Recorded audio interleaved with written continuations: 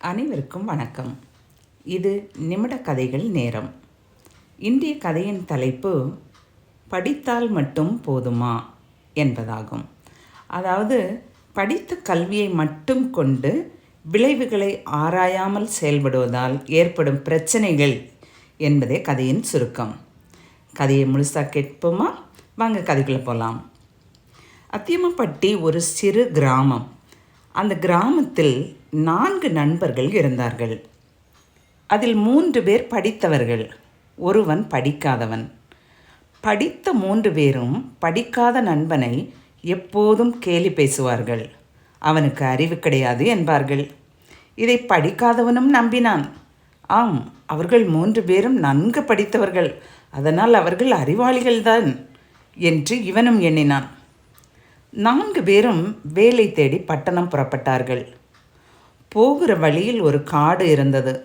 அந்த காட்டினை கடந்து போய்க் கொண்டிருந்த போது வழியில் ஒரு இடத்தில் சில எலும்பு துண்டுகள் கிடந்தன. அவற்றை பார்த்து அது எதனுடைய எலும்பு துண்டுகள் என்று கண்டறிய விரும்பினர். அந்த 3 ஒருவன் அவற்றை ஒன்று சேர்த்தால் அது எதனுடைய எலும்பு என்று கண்டுபிடித்து விடலாம் என்று கூறி அவற்றை ஒன்று சேர்த்தான். ஓரளவில் ஒரு வடிவம் கிடைத்தது. அது ஒரு விலங்கின் எலும்பு என்று கண்டறிந்தனர். ஆனால் இது என்ன விலங்கு என்று கண்டறிய மீண்டும் ஆசைப்பட்டனர். அப்போது படித்த 3 2ஆமவன், இதற்கு சதையும் தோலும் எனது படிப்பறிவை கொண்டு உருவாக்கி விடுகிறேன் என்றான். அதற்கு அந்த படிக்காதவன், விலங்குடைய எலும்பு துண்டு என்று கண்டுபிடித்து விட்டோம் அல்லவா, போதும், நாம் செல்லலாம் என்று கூறி பார்த்தான். அதற்கு மற்றவர்கள், படிப்பை பற்றியும் படித்ததை சோதித்து பார்ப்பதை பற்றியும் உனக்கு என்ன தெரியும் என்று ஏளனம் செய்தார்கள். படித்த 2வது நண்பன் அந்த எலும்பு கூடுக்கு தோலும் சதையும் தனது படிப்பறிவை கொண்டு உருவாக்கினான். இப்போது அது புலியின் உருவாக மாறியது. படித்த நண்பர்கள் மிகவும் மகிழ்ந்தார்கள். ஆகா, சிதறி கிடந்த இந்த எலும்பு துண்டுகள் புலியினுடையது என்று நாம் கண்டுபிடித்து விட்டோம், எவ்வளவு மகிழ்ச்சியாக உள்ளது என்று ஒருவரை ஒருவர் கரங்களை பற்றி கொண்டார்கள். அப்போது படிக்காத நண்பன், புலியுடைய எலும்பு என்று கண்டுபிடித்து விட்டீர்கள் அல்லவா, இனியாவது நாம் இங்கிருந்து சென்று விடலாமே என்று கூறி பார்த்தான்.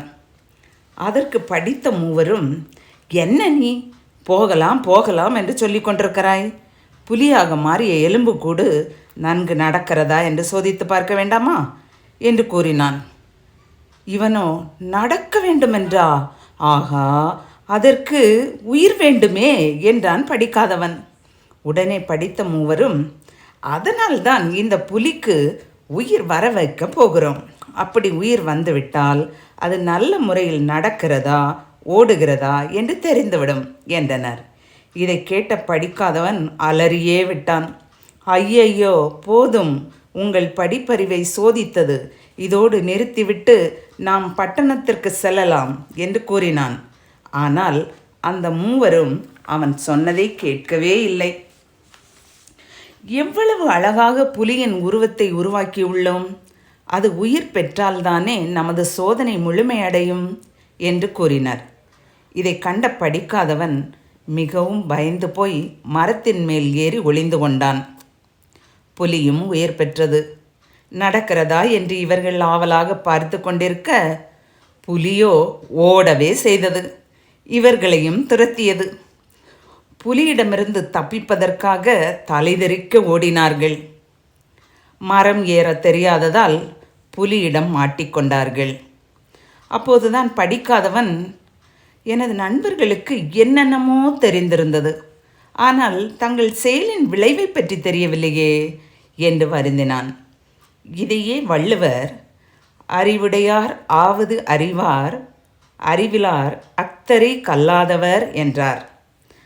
அறிவுடையார் ஆவது அறிவார், அறிவிலார் அக்தரை கல்லாதவர்.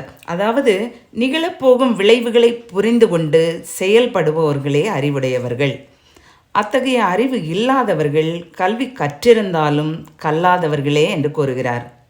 ஆம் நட்புகளே, நமது செயல்கள் அனைத்திற்கும் விளைவுகள் உண்டு. அது நமக்கும் பிறருக்கும் நன்மை பயப்பதாக இருத்தலே சிறப்பு. கதை பிடிச்சிருக்கா? லைக் பண்ணுங்கள், ஷேர் பண்ணுங்கள், சப்ஸ்கிரைப் பண்ணுங்கள். உங்களுடைய மேலான கருத்துக்கள் வரவேற்கப்படுகின்றன. கமெண்ட் பாக்ஸில் தெரிவிங்க. நன்றி.